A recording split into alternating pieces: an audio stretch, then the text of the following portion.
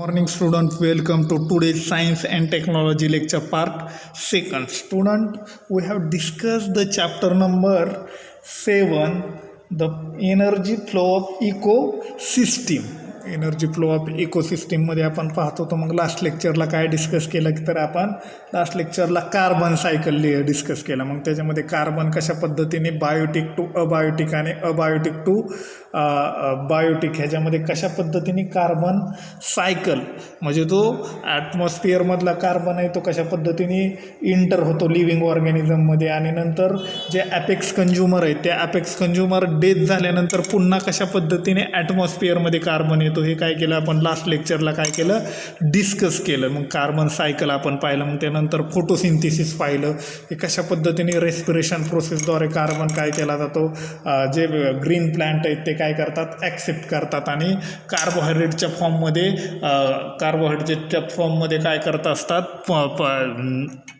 Food material तयार करत असतात आणि त्यानंतर पुन्हा तेच कार्बोहायड्रेटचं ऑक्सिडेशन होतं आणि पुन्हा रेस्पिरेशनद्वारे कार्बन डायऑक्साईड कशा पद्धतीने इव्हॉल्व होतं ते काल काय केलं पाहिला. मग आज आपल्याला काय पाहायचं आहे द ऑक्सिजन सायकल. आपला नेक्स्ट पॉईंट कोणता आहे the oxygen cycle. The oxygen सायकलमध्ये जर आपण बघितलं तर त्यांनी म्हटलेलं आहे की ऑक्सिजन सायकल म्हणजे आपण त्याला मराठीमध्ये म्हणू शकतो ऑक्सिजनचं चक्र. काय म्हणू शकतो ऑक्सिजनचं चक्र. मग त्यांनी सांगितलं की ऑक्सिजन फॉर्म 21% ऑफ ॲटमॉस्फिअर म्हणजे त्यांनी सांगितलं की ॲटमॉस्फिअरमध्ये ऑक्सिजन किती आहे तर आपल्या सर्वांना माहिती आहे किती ऑक्सिजन आहे ॲटमॉस्फिअरमध्ये 21% आहे. जशा पद्धतीने नायट्रोजन आहे 78% ॲटमॉस्फिअरमध्ये आणि 1% जे अदर गॅसेस आहेत म्हणजे जे बाकीचे काही गॅसेस आहेत ते 1% आहेत आणि ऑक्सिजन जे ॲटमॉस्फिअरमध्ये आपण बघितलं 8वीमध्ये तुम्ही ते सर्कल पाहिलेलं आहे त्या सर्कलमध्ये बघितलं की 21% ॲटमॉस्फिअरमध्ये ऑक्सिजन आहे 78% काय आहे नायट्रोजन आहे. मग त्यानंतर त्यांनी म्हणलं की oxygen forms 21% of the atmosphere it is also present in the hydrosphere and lithosphere म्हणजे त्यांनी सांगितलं की पृथ्वीवरील जे वातावरण आहे त्याच्यामध्ये सुमारे 21% अशा पद्धतीचा ऑक्सिजन आहे आणि तो कुठं प्रेझेंट आहे तर त्यांनी म्हटलं it is also present in the hydrosphere and lithosphere म्हणजे त्यांनी सांगितलं हायड्रोस्फिअर म्हणजे आपण त्याला म्हणतो जलावरण आणि लिथोस्फिअर म्हणजे आपण त्याला म्हणतो शिलावरण. म्हणजे जलावरण शिलावरण आणि जे हायड्रोस्फिअर म्हणजे जलावरण आणि शिलावरण त्याच पद्धतीने ॲटमॉस्फिअर म्हणजे वातावरण याच्या मिळून किती ऑक्सिजन आहे तर 21%. हा सर्व मिळून किती ऑक्सिजन आहे तर 21% आहे. म्हणूनच त्यांनी म्हटलं it is also present in the hydrosphere and lithosphere. Circulation and recycling of oxygen within the biosphere is called as oxygen cycle. म्हणजे त्यांनी काय म्हटलेलं आहे की circulation and recycling of oxygen within the biosphere is called as oxygen cycle. म्हणजे oxygen cycle म्हणजे काय आपण म्हटलं आहे तर ऑक्सिजन चक्र. मग ऑक्सिजन चक्र कोणाला म्हटलं आहे circulation and recycling of oxygen म्हणजे ऑक्सिजनचं सर्क्युलेशन होणं म्हणजे जे काय सर्क्युलेशन म्हणजे आपण मराठीमध्ये त्याला म्हणतो अभिसरण म्हणतो आणि त्याचा रिसायकलिंग म्हणजे आपण त्याला म्हणतो पुनर्वापर विदिन अ बायोस्फिअर म्हणजे कोणामध्ये तर हे कोणामध्ये होत असतं तर हे सगळं जीवावरणामध्ये होत असतं. म्हणजे circulation and recycling of oxygen within the biosphere is called as the oxygen cycle. म्हणजे ऑक्सिजनचं चक्र म्हणजे काय तर त्यांनी म्हटलं जे काय सर्क्युलेशन आहे सर्क्युलेशन म्हणजे आपण म्हणतो त्याला अभिसरण आणि पुनर्वापर हे जे काय जीवावरणामध्ये ऑक्सिजनचा पुनर्वापर किंवा अभिसरण होत असतं त्याला काय म्हटलं जातं असतं तर ऑक्सिजन सायकल असं म्हटलं जातं. Circulation and recycling of oxygen within a biosphere is called as the oxygen cycle. This cycle to include both biotic and abiotic components. म्हणजे त्यांनी सांगितलेलं आहे की हे जे ऑक्सिजन सायकल आहे ह्या ऑक्सिजन सायकलमध्ये दोन्ही कॉम्पोनंट असतात बोथ बायोटिक अँड अबायोटिक म्हणजे जैविक आणि अजैविक अशा पद्धतीचे घटक त्याच्यामध्ये काय असतात समाविष्ट असतात. म्हणजे तुमचं ऑक्सिजन चक्र म्हणजे काय तुमच्या लक्षात आलं असतील 2 मिनिटामध्ये सांगतो. पृथ्वीवर साधारणतः 21% एवढा ऑक्सिजन आहे. तो जलावरण असेल शिलावरण असेल वातावरणामध्ये 21% एवढा ऑक्सिजन आहे. मग ऑक्सिजनचं जे पुनर्चक्रीकरण होतं किंवा जे अभिसरण होतं आहे जे जीवावरणामध्ये म्हणजे बायोस्फिअर म्हणजे जीवावरणामध्ये जे ऑक्सिजनचं पुनर्चक्रीकरण किंवा अभिसरण जी होत असतं ते ते जे सायकल आहे त्या सायकलला त्यांनी काय म्हटलेलं आहे, ऑक्सिजन सायकल असं म्हटलेलं आहे. ते जे ऑक्सिजनचं जे सायकल आहे त्या सायकलला काय म्हटलेलं आहे, ऑक्सिजन सायकल असं म्हटलेलं आहे. This cycle to include both biotic and abiotic components. म्हणजे त्यांनी सांगितलं की त्या सायकलमध्ये काय इन्क्लूड आहेत, बायोटिक अँड अबायोटिक कॉम्पोनंट्स. म्हणजे both biotic and abiotic component, म्हणजे त्याच्यामध्ये दोन्हीमध्ये सुद्धा काय आहेत, बायोटिक आणि अबायोटिक अशा पद्धतीचे काय आहेत, कॉम्पोनंट आहेत. Oxygen is continuously produce as well as use of the atmosphere. म्हणजे त्यांनी सांगितलेलं आहे की ऑक्सिजन हा कंटिन्युअसली प्रोड्यूस होतो आहे, त्याचप्रमाणे त्यांनी म्हटलं आहे तो ॲटमॉस्फिअर म्हणजे वातावरणामध्ये काय केला जातो आहे, यूज केला जातो आहे, वापरला जातो आहे. म्हणून त्यांनी म्हटलं आहे ऑक्सिजन इज, पुढं काय म्हटलं आहे, oxygen is continuously produce as well as use up in the atmosphere. म्हणजे ॲटमॉस्फिअरमध्ये ते काय केलं जातो आहे, वापरला जातो आहे. म्हणून त्यांनी म्हटलं आहे बाबा अशा पद्धतीने त्यांनी म्हटलं आहे this cycle to include both biotic and abiotic components. म्हणजे दोन्ही काय आहेत, बायोटिक आणि अबायोटिक कॉम्पोनंटमध्ये वापरला जातो. Oxygen is continuously produce as well as use up in the atmosphere. म्हणजे ते ॲटमॉस्फिअरमध्ये वातावरणामध्ये काय केलं जातं, वापरला जातो, निर्माण होतो आणि वापरलाही जातो. तुमच्या साधी गोष्ट लक्षात येत असेल, oxygen is continuously produce as well as use in the atmosphere. परत पुढं त्यांनी म्हटलं oxygen is highly reactive and readily react with other elements and compounds as oxygen is found in various forms like molecular oxygen, O2, water, H2O, carbon dioxide, CO2. म्हणजे त्यांनी काय म्हटलं, oxygen is highly reactive. Oxygen काय आहे, अतिशय क्रियाशील आहे. म्हणून त्यांनी म्हटलं ऑक्सिजन इज हायली रिॲक्टिव्ह. म्हणजे तो काय आहे, अतिशय क्रियाशील अशा पद्धतीचा इलिमेंट्स, म्हणजे अतिशय क्रियाशील अशा पद्धतीचा तो काय आहे, मूलद्रव्य आहे. म्हणून त्यांनी म्हटलं oxygen is highly reactive and readily react with other elements. म्हणजे बाकीचे जे मूलद्रव्य आहेत, अदर एलिमेंट्स म्हणजे आपण त्याला काय म्हणतो, इतर काही जे मूलद्रव्य आहेत त्या मूलद्रव्याबरोबर काय ऑक्सिजन इझिली रिॲक्ट होतो. म्हणजे सहजा, रिडीली रिॲक्ट म्हणजे सहजासहजी तो काय करतो, संयोग पावतो. म्हणजे तो संयोग पावतो. म्हणून त्यांनी म्हटलेलं आहे संयोग पावतो म्हणजे रिॲक्ट होतो. म्हणजे त्यांची सहज केमिकल रिॲक्शन्स ऑक्सिजनचे इतर जे एलिमेंट्स आहेत त्या इतर एलिमेंटबरोबर तो इझिली रिॲक्ट होतो. म्हणून त्यांनी म्हटले oxygen is highly reactive and it readily react with other elements. म्हणजे बाकीचे जे मूलद्रव्य आहेत त्या मूलद्रव्याबरोबर सहज रिॲक्ट होतो. Compounds as oxygen is found in various forms like molecular oxygen. म्हणजे त्यांनी म्हटलेलं आहे की ऑक्सिजन हे वेगवेगळ्या फॉर्ममध्ये फॉर्म होत असतं. म्हणजे मॉलिक्युलर ऑक्सिजन हा सिंगल नसतो. मग ऑक्सिजन आपण लिहिताना कसं लिहितो तर O2 म्हणजे ऑक्सिजनचे. तुम्हाला माहिती आहे ऑक्सिजन कशाने इंडिकेट करतात, ऑक्सिजन एलिमेंट तर ओने. म्हणून ऑक्सिजन कसा आहे, डायमॉलिक्युलर आहे म्हणजे सिंगल मॉलिक्युल नसतो. मग तो कशा पद्धतीने इथं दिलेलं आहे बघा, O2 म्हणजे ऑक्सिजन अशा पद्धतीने इंडिकेट करतो की जसे जे एलिमेंट तुम्ही बाकीचे जर एलिमेंट बघितले, समजा क्लोरीन बघितला तर कसा लिहितो, सिंगल लिहितो, Cl लिहितो. सोडियम बघितलं तर काय लिहितो, Na लिहितो अशा पद्धतीने. परंतु ऑक्सिजन बघितलं तर O लिहित नाही, तर तो मॉलिक्युलर फॉर्ममध्ये असतो, डायमॉलिक्युलर ॲटम आहे. मग कशा पद्धतीने असणार आहे तो O2. अशा पद्धतीने तो काय केला जातो, लिहिला जातो. मग त्यांनी म्हटलेलं आहे oxygen is highly reactive and it is readily react with other element and compound as oxygen is found in various form like molecular oxygen. म्हणजे अशा पद्धतीने तो काय होतो, आढळतो आपल्याला. ॲटॉमिक आहे तो, सिंगल ॲटम आहे का, नाही.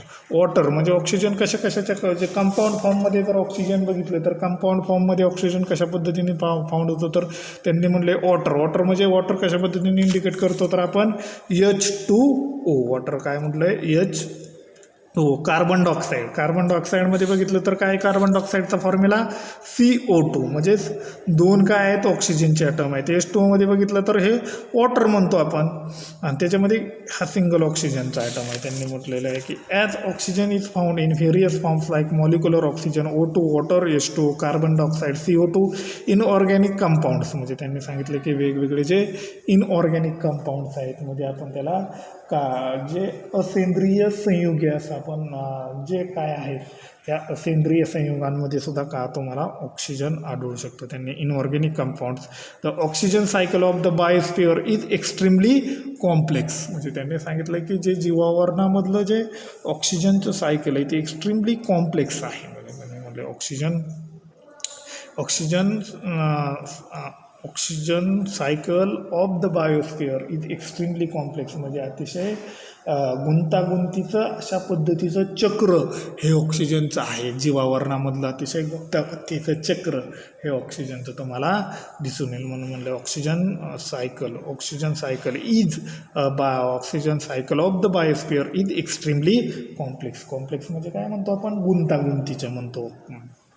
Oxygen is released in the process of photosynthesis where it is used in the process like respiration, combustion, decomposition, corrosion and rusting. म्हणजे त्यांनी सांगितलं की ऑक्सिजन कुठं रिलीज होतो, तर त्यांनी म्हटलं की oxygen is released in the process of photosynthesis. म्हणजे फोटोसिंथिसिसची जी प्रोसेस आहे त्या फोटोसिंथिसिस म्हणजे प्रकाश संश्लेषणाची जी प्रक्रिया आहे त्या प्रकाश संश्लेषण आपण कालच पाहिली ती केमिकल रिॲक्शन, ते जे के प्लॅन्ट्समध्ये घडून येत असते आणि ते प्लॅन्ट्समध्ये घडून येत असताना त्याच्यामध्ये ऑक्सिजन रिलीज होतो. म्हणजे जी फोटोसिंथिसिस जी प्रक्रिया आहे त्या फोटोसिंथिसिस प्रक्रियेमध्ये हे ऑक्सिजन सायकल तुम्हाला दिसतं. म्हणून त्यांनी कालच आपण पाहिलेलं आहे की oxygen is released in the process of photosynthesis where it is used in the process like respiration. म्हणजे त्यांनी सांगितलं की त्या रेस्पिरेशनच्या प्रोसेसमध्ये ते काय केलं जातं, यूज केलं जातं. कंबशन, डिकम्पोजिशन अँड करोजन,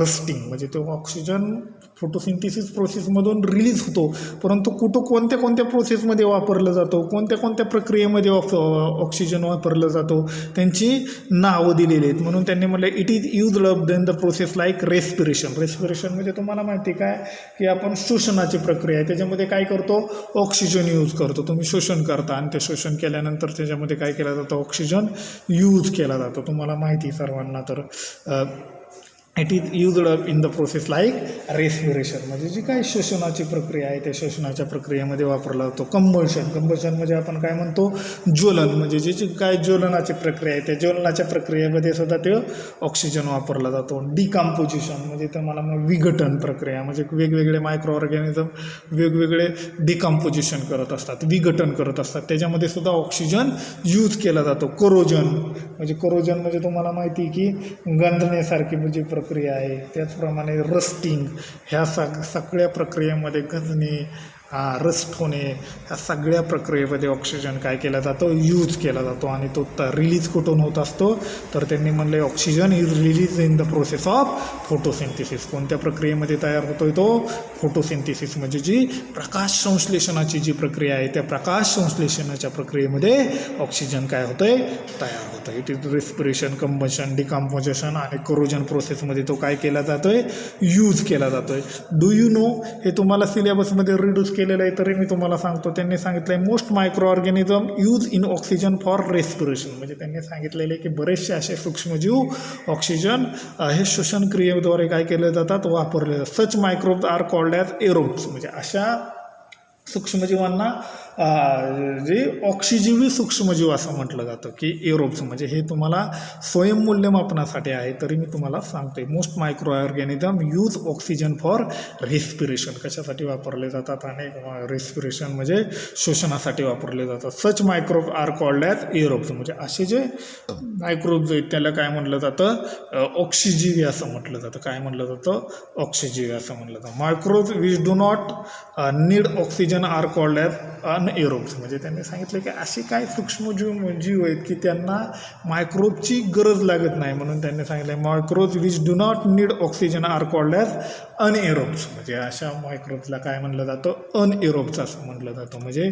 ते विनाक्षी जीवी आपण सूक्ष्मजीव असं म्हणू शकतो की microbes which do not need oxygen are called as anaerobe. म्हणजे विनाक्षीजीवी असं म्हटलं जातं.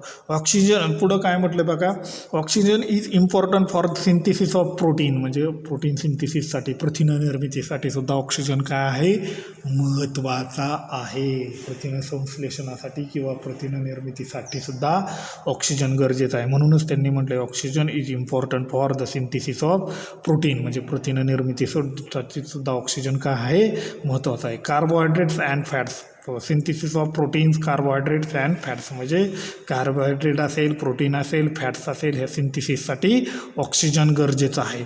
It is also used in various chemical reaction, वेगवेगळ्या ज्या केमिकल रिॲक्शन आहेत त्या वेगवेगळ्या केमिकल रिॲक्शनमध्ये हे काय केलं जातं, वापरलं जातं. Ozone is produced from oxygen through the various atmospheric process, म्हणजे वेगवेगळ्या ॲटमॉस्फेरिक प्रोसेसमध्ये सुद्धा ऑक्सिजनची काय होते, निर्मिती होत असते. मग नेक्स्ट पॉईंट आहे कोणता आहे, नायट्रोजन सायकल. पुढचा जो पॉईंट आहे तो कोणता आहे, नायट्रोजन सायकल. मग त्यांनी सांगितले what is mean by nitrogen fixation. तुम्ही 8वीमध्ये हे पाहिलेलं आहे, नायट्रोजन फिक्सेशन म्हणजे काय, कशा पद्धतीने नायट्रोजनचं स्थिरीकरण म्हणजे काय. पुढं विचारलं आहे which microbes bring about the process of nitrogen fixation, म्हणजे कोणते असे मायक्रोब्स आहेत ते नायट्रोजन फिक्सेशनची प्रोसेस घडून आणले जातात. Which microbes bring about the process of nitrogen fixation, म्हणजे कोणते असे मायक्रोब्स आहेत ते काय करतात, नायट्रोजन फिक्सेशनची प्रोसेस घडून आणले जातात. The nitrogen, what is mean by nitrogen fixation, which microbes bring about the process of nitrogen fixation, म्हणजे नायट्रोजन फिक्सेशनची जी प्रोसेस आहे ती नायट्रोजन फिक्सेशनची प्रोसेस काय आहे ते कशा कोणते सूक्ष्मजीव घडून आणत असतात. मग नायट्रोजनचं प्रमाण किती, इथं तुम्हाला चार्ट दाखवलेलं आहे कशा पद्धतीने नायट्रोजनचं फिक्सेशन होतं आहे ते तुम्हाला इथं चार्टद्वारे काय केलेलं आहे, दाखवलेलं आहे. इथं जे आहे बाबांनो, ॲटमॉस्फिअरमधला नायट्रोजन आहे तो पावसाद्वारे खाली येतो आहे, अमोनिया असेल, नायट्रेट फॉर्ममध्ये असेल, वेगवेगळे मायक्रो ऑर्गॅनिझम आहेत ते मायक्रो ऑर्गॅनिझम काय करतायत, नायट्रोजन फिक्सेशन करतायत. मग त्यांनी पुढं काय म्हटलेलं आहे की नायट्रोजन फॉर्म 78%, म्हणजे त्यांनी म्हटलेलं की nitrogen form 78%, the maximum portion of the atmosphere, म्हणजे त्यांनी सांगितलं की जास्तीत जास्त ॲटमॉस्फिअरमधला जो पोर्शन आहे तो नायट्रोजननीच व्यापलेला आहे. म्हणजे त्यांनी सांगितलं की वातावरणामधले नायट्रोजन वायू हा सर्वात जास्त प्रमाणात आहे, सगळ्यात मोठ्या प्रमाणात वातावरणामध्ये काय आहे, नायट्रोजन आहे. म्हणून त्यांनी म्हटलं nitrogen form 78% is the maximum portion of the atmosphere, म्हणजे ॲटमॉस्फिअरमध्ये त्याचं काय आहे, मॅक्झिमम पोर्शन आहे, म्हणजे जास्तीत जास्त पोर्शन त्याच्यामध्ये ॲटमॉस्फिअरमध्ये आहे. म्हणून त्यांनी म्हणले nitrogen form 78%, the maximum portion of atmosphere, it is necessary for maintenance of the cycle of nature, म्हणजे त्यांनी सांगितलं की ते नैसर्गिक चक्र आहे त्या नैसर्गिक चक्राचं सातत्य राखण्यासाठी हे नायट्रोजनची काय आहे, आवश्यकता आहे, म्हणजे तो गरजेचा आहे. त्यांनी म्हटलेले nitrogen form in 78% in the maximum portion of atmosphere, म्हणजे जास्तीत जास्त ॲटमॉस्फिअरमधला पोर्शन हा नायट्रोजननीच नायट्रोजन वायूमधलेच वातावरणामधला व्यापलेला आहे. मग किती व्यापलेला आहे तर 78%. It is necessary for the maintenance of the cycle of nature, म्हणजे त्यांनी सांगितले for the maintenance of the cycle of nature, म्हणजे ते आवश्यकताच आहे तेवढ्या नायट्रोजनची. नैसर्गिक चक्राचा जर समतोल राखायचा असेल तर तेवढ्या नायट्रोजनची काय आहे, आवश्यकता आहे. म्हणून म्हटलं it is necessary for the maintenance of the cycle of nature. The circulation and recycling of nitrogen gas in to form of different compounds through the various biotic and abiotic process in nature is called as nitrogen cycle. मग nitrogen cycle कशाला म्हटलेलं आहे तर बघा, the circulation and recycling of nitrogen gas, म्हणजे nitrogen गॅसचं काय, circulation and recycling.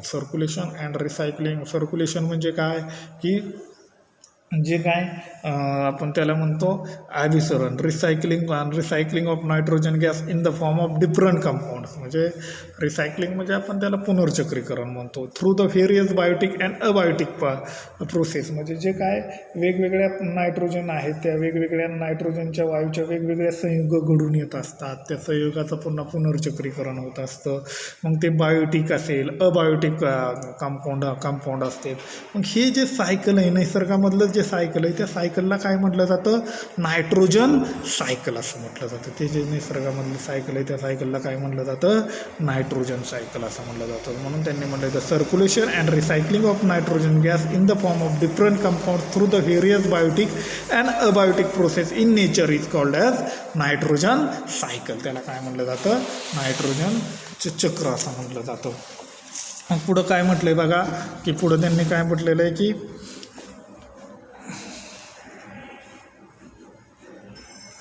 All organism participate in nitrogen cycle, म्हणजे त्यांनी सगळे म्हटलं की सगळे जे ऑर्गॅनिझम आहेत सगळे सजीव हे नायट्रोजन सायकलमध्ये काय होत असतात, पार्टिसिपेट होत असतात, म्हणजे काय होत असतात, सहभागी होत असतात. म्हणून त्यांनी म्हणतानाच म्हटले all organism participate in nitrogen cycle, it is an important component of protein and nucleic acid. म्हणजे त्यांनी म्हटलं की जे काय सगळे सजीव आहेत ते सगळे सजीव ह्या नायट्रोजन चक्रामध्ये काय होत असतात, सहभागी होत असतात. म्हणजे जे काय नायट्रोजनचे सायकल आहे त्या सगळ्या सर्व बघा, आपले जे शरीर आहे, आपल्या शरीरामध्ये प्रोटीन आहे, न्यूक्लिक ॲसिड आहे, त्याचा प्रोटीन आणि न्यूक्लिक ॲसिडमध्ये कोणता कंपोनंट आहे, तर नायट्रोजन आहे. काय आहे, नायट्रोजन आहे. म्हणून त्यांनी म्हटलं की all organism participate in nitrogen cycle, म्हणजे जे सगळे सजीव ह्या नायट्रोजन सायकलमध्ये सहभागी होतात. It is in important component of protein and nucleic acid, म्हणजे ते काय महत्त्वाचा कंपोनंट आहे, प्रोटीन अँड